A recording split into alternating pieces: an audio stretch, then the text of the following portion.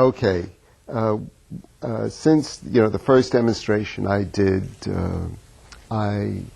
we did a still life going across the canvas, left to right. I thought I'd set up something that had more of a movement of front to back,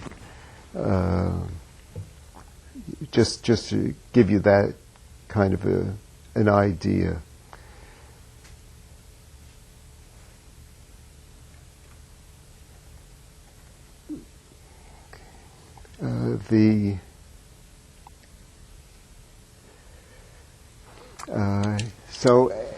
In any case, what I try to do is set up something in a sense that starts here with this bunch of grapes and then up to the turnip and then the vase back here with the flowers, to have that kind of a semicircle movement.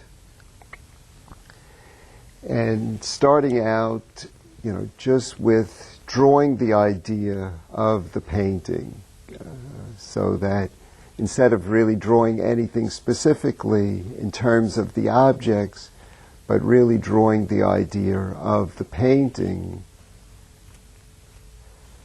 So since we want everything to lead to the back, the idea is to keep everything in the foreground here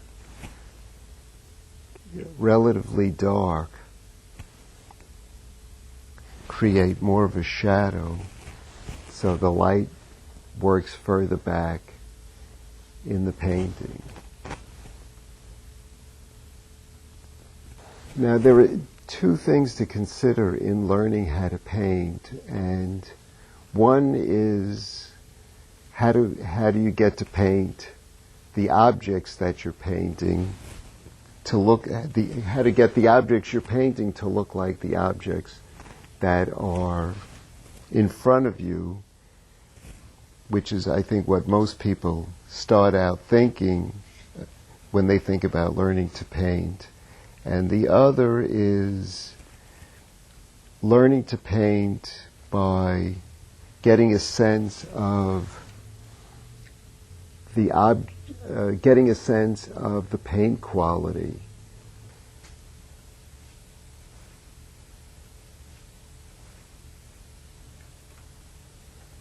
David, do you ever use sables?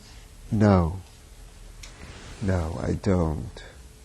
Only when I'm trying to do watercolor, which I do every so often to prove to myself I still can't do watercolor.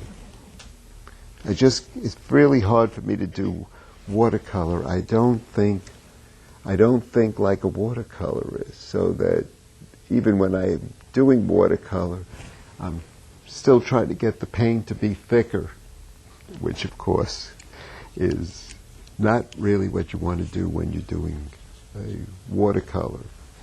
David, would you speak on atmosphere and space and the mystery?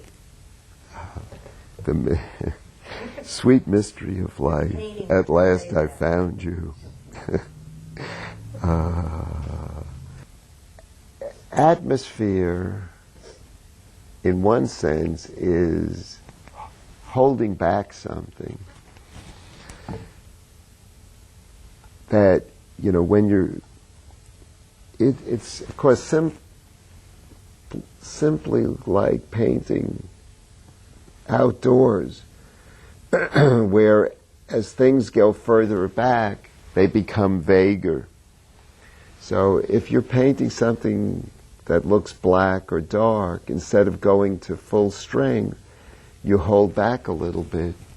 Like the Oriental philosophy, where the space is almost more important than the subject matter? It's the one versus the other, like the painting, which I don't have a reprint, I don't know if any, the sweet pea that I did, where it was, another is how much filled space versus how much empty space. But yes, it was like that. It's just empty space versus filled space.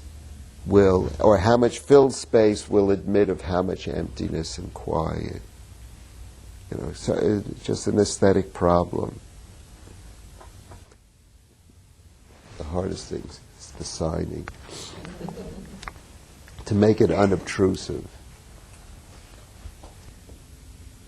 Just to find a space to sign something, because you try to account, just what I was saying, for all the filled spaces and empty spaces, and you don't really account